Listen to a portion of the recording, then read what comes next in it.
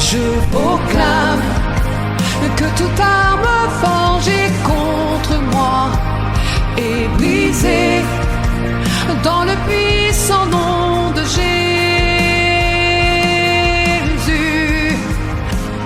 Bonjour chers frères et sœurs en Christ, Michael Boguy, votre serviteur, disciple de Christ, d'abord avant d'être serviteur du Dieu vivant. Voilà, ce matin nous allons partager la parole de Dieu et le thème c'est « Aucun pasteur, quel que soit son degré d'onction, quel que soit son degré de puissance, ne peut te permettre d'atteindre ta destinée si toi-même tu ne te mets à la prière. » C'est-à-dire si toi-même tu ne te mets pas à la prière, aucun pasteur, aucun homme de Dieu, quel que soit son degré de puissance, son degré d'onction, ne peut te permettre d'atteindre la destinée que Dieu t'a fixée. Voilà.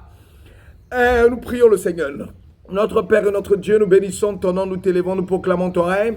Nous célébrons ton règne ce matin parce que tu es vivant. C'est toi qui as vaincu Satan pour qu'aujourd'hui nous soyons libres de nous exprimer, de marcher dans les voies du Seigneur, de célébrer la gloire de Dieu, de dire à Satan, arrière de nous, et nous voulons te rendre tout l'honneur et toute la gloire. Pour toi qui m'écoutes dans la prière, qui n'a pas encore accepté Jésus, il est temps de donner ta vie à Jésus afin qu'il puisse te délivrer, il puisse te sauver et t'amener à la connaissance du Dieu parfait pour vider l'enfer et pour envoyer un grand nombre à l'admirable lumière de Jésus-Christ de Nazareth. Alléluia. Amen. Voilà, Michael Boguy, serviteur du Dieu vivant, là pour partager la parole de Dieu. Voilà.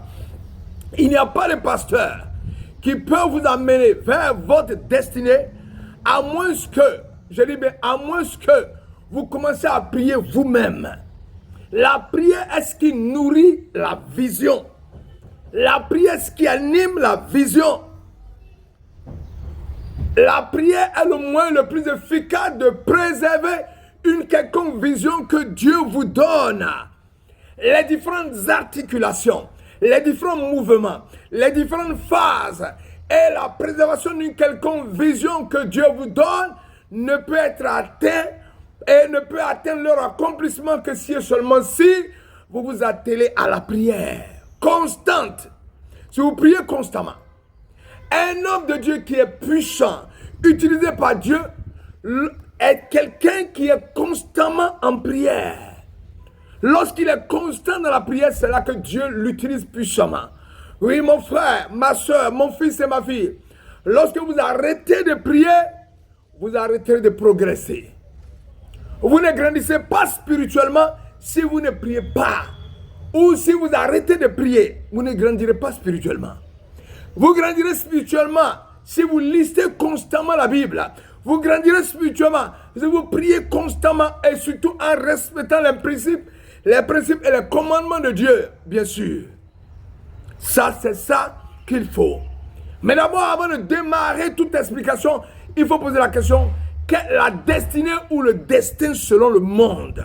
Ben, il y a la destinée selon le monde, la destinée selon les enfants de Dieu et selon la parole de Dieu. Beaucoup d'humains, dans la doxa, dans le commun des mortels, dans ceux qui ne connaissent pas Jésus-Christ, qui sont dans le monde, croient dur comme fer que notre destinée individuelle n'est que ce que nous faisons de notre propre vie. Nous en sommes les seuls responsables. Il y a un groupe qui pense comme ça dans le monde. Pour d'autres humains qui sont dans le monde, la destinée est quelque chose qui est écrit auparavant. Par conséquent, tous les événements qui nous arrivent au cours de notre vie sont des événements pour lesquels nous ne pouvons rien changer. Ça, c'est une autre conception de ces personnes-là. Nous ne faisons que subir passivement un ordre d'événements qui intervient sans que nous ne puissions y changer quoi que ce soit. Il y a ce groupe qui pense comme ça. C'est ce qu'on appelle le fatalisme. Et il y a beaucoup de personnes qui pensent comme ça dans notre monde. Pour le commun des mortels ou la doxa, il ne sert à rien de vouloir changer le cours des événements. Le cours de toute manière, ce qui doit arriver, arrivera. Que sera, sera. Telles sont les pensées des humains qui ne connaissent pas le Dieu Tout-Puissant. Maintenant, nous allons voir la destinée et le destin selon Dieu. Pour les enfants de Dieu que nous sommes, la Bible, elle, nous donne une explication plus claire du destin ou de la destinée. Oui, Dieu est au contrôle de notre vie. Et Dieu connaît le début comme la fin de notre vie. C'est indiscutable puisque Dieu est omniscient, omnipotent, omniprésent. C'est la raison pour laquelle le psaume 139, verset 15 à 18 déclare que mon corps n'était pas caché devant toi. Lorsque j'ai été fait en secret, tissé dans les profondeurs de la terre, quand je n'étais qu'une masse informe, tu me voyais et sur ton livre étaient tous inscrits les jours qui m'étaient fixés avant qu'aucun d'eux existe. Ça veut dire que ta naissance, les événements qui vont se dérouler jusqu'à ta mort, ça c'est ta destinée. C'est-à-dire tu es né, tu vas grandir, manger, boire, exister et mourir. Ça, c'est une destinée incontournable. Mais les événements qui se déroulent dans ta destinée, tu as la capacité de les influencer positivement ou négativement. La question que nous devons nous poser est la suivante. Parce que Dieu, dans l'immensité incommensurable de sa sagesse et puissance divine, connaît tous les jours qu'il nous a fixés avant qu'aucun d'eux n'existe. Ça, nous le connaissons. Mais est-ce que cela veut dire que nous subissons notre destin et que nous n'avons aucune responsabilité en ce qui concerne nos actes et nos paroles? Ce n'est pas ce que la Bible dit. Ce n'est pas ce que la Bible enseigne. Voici quelques versets du chapitre 4 de la Genèse. Plus exactement, le récit du meurtre d'Abel par son frère Caïn qui l'illustre. Dieu dit à Caïn, lorsque celui-ci est irrité et à l'air abattu, parce que Dieu n'a pas porté un regard favorable sur son offrande, l'Éternel dit à Caïn, pourquoi es-tu irrité et pourquoi ton visage est-il abattu? Si tu agis bien, tu relèveras la tête. Mais si tu n'agis pas bien, le péché est tapis à ta porte. Qu'est-ce que ça veut dire? Lorsque Caïn tua Abel, selon Genèse 4, 6, 8, vous avez remarqué dans le passage biblique que Dieu ne dit pas à Caïn, ta destinée est de devenir le meurtrier de ton frère. Il n'y a rien que tu puisses faire pour empêcher cela d'arriver. Donc, vas-y, tue-le. Si en principe la destinée était le fait que tu ne peux rien faire devant l'événement qui se déroule dans ta vie. C'est en fait tout le contraire. Puisque Dieu avertit Caïn et le met en face de sa responsabilité. Dieu conseille à Caïn de lutter consciemment et volontairement contre le péché qui est tapis à sa porte. Mais Caïn n'écoute pas la parole divine et se laisse emporter par ses penchants mauvais. Cela démontre que le destin d'un homme est tracé par Dieu et ce destin-là est positif. Il n'y a pas de négativité dans le destin que Dieu a tracé parce que Dieu est omniscient, omnipotent, omniprésent. Il ne peut pas préparer le destin d'un être humain en y mettant le mal parce que la Bible déclare qu'en Dieu il n'y a point de variation, qu'en Dieu il n'y a point de mal. Maintenant, le destin que Dieu donne aux êtres humains ne sont que des destins positifs qui débutent à notre naissance et s'achèvent à notre mort. Mais le destin que Dieu te donne n'est pas figé. Il nécessite ton implication. Il nécessite que tu demeures en prière dans le respect des commandements de Dieu.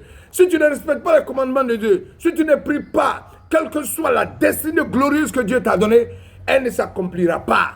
Pour dire que puisque Dieu nous a donné le libre arbitre, nous avons pour devoir d'influencer par nos actions positives notre destinée afin de la mener à son accomplissement. Je reprends. Pour dire que puisque Dieu nous a donné le libre arbitre, nous avons pour devoir d'influencer par nos actions positives notre destinée afin de la mener à son accomplissement.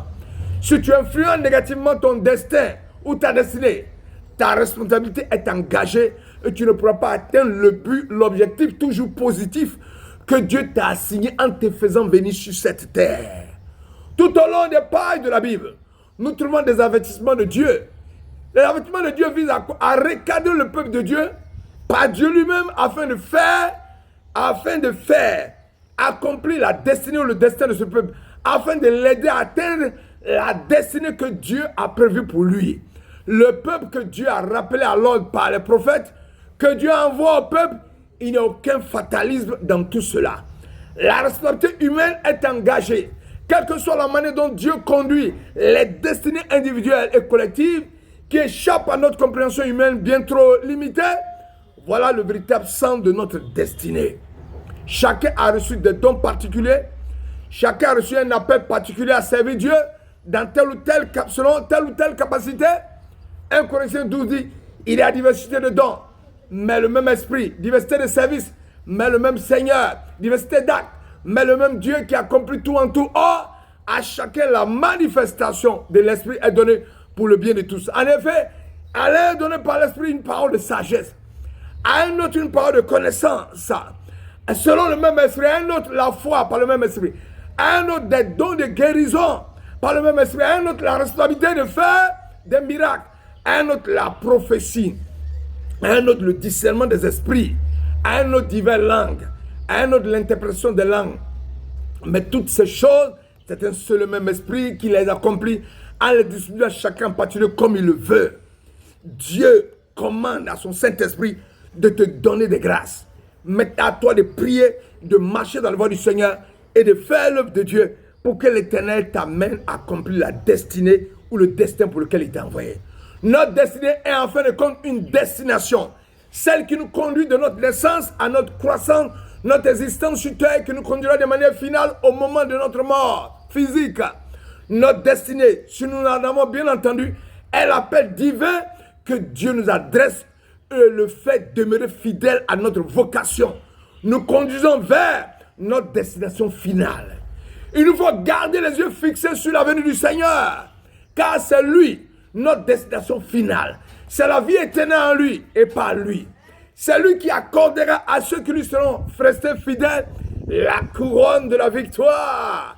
Lui qui a remporté cette victoire tout d'abord sur la croix par son obéissance totale au Père Céleste et de manière éclatante au matin de sa résurrection. Ce que nous demande, c'est d'obéir à Dieu et d'avoir une victoire éclatante sur cette terre quand nous la quitterons. Notre destinée se situe dans son sillage, celui de Jésus. Puissions-nous seulement découvrir, mais aussi affermir le centre de notre destinée, ici-bas, dans ces paroles d'espérance qui renversent toute sagesse humaine. Elles nous libéreront aussi bien d'un fatalisme stérile, creux et destructeur que d'une confiance en nos propres forces et nos propres initiatives tout aussi vaines, lorsqu'elles ne sont pas solidement ancrées dans la personne et l'œuvre de Jésus-Christ de Nazareth. Je suis venu t'annoncer que tu as une destinée, un destin, mais c'est en marchant avec Christ que la puissance de Dieu va te remplir pour que tu poses des actes positifs qui vont permettre à la destinée positive que Dieu a prévue pour toi d'aller jusqu'à son terme dans le nom puissant de Jésus. Que l'Éternel vous bénisse à haut grade et à haut rang grade et que sa grâce et sa paix soient sur vous. Aucun homme de Dieu, quelle que soit son onction et sa puissance, ne peut permettre à votre destin, de destinée d'aller à son terme et d'être accompli. Si vous-même vous n'êtes pas un homme de prière, rempli de l'Esprit de Dieu qui maille dans les voies du Seigneur. Que l'Éternel vous bénisse encore une fois. Ça a été un réel plaisir de partager la parole de Dieu à vous. À demain pour continuer de prêcher toujours Jésus-Christ de Nazareth. Jésus-Christ mort sur la croix. Jésus-Christ ressuscité. Jésus-Christ dans le ciel de gloire. Jésus-Christ qui vient nous chercher bientôt. Marche avec lui. Il fera de grandes choses dans ta vie. Alléluia. Mais à demain pour prêcher la parole. Que l'Éternel vous bénisse. Je vous aime de l'amour de Jésus. Alléluia. Amen.